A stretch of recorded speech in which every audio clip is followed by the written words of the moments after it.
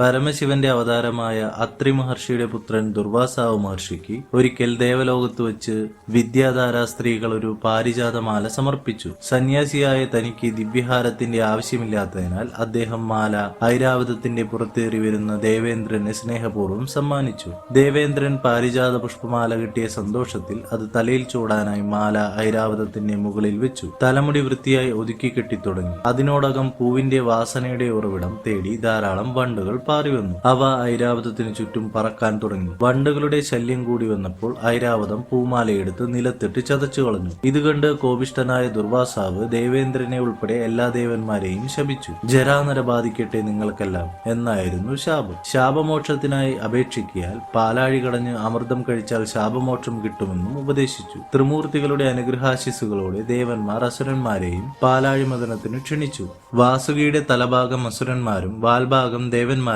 പിടിച്ചു വലിക്കാൻ തുടങ്ങി.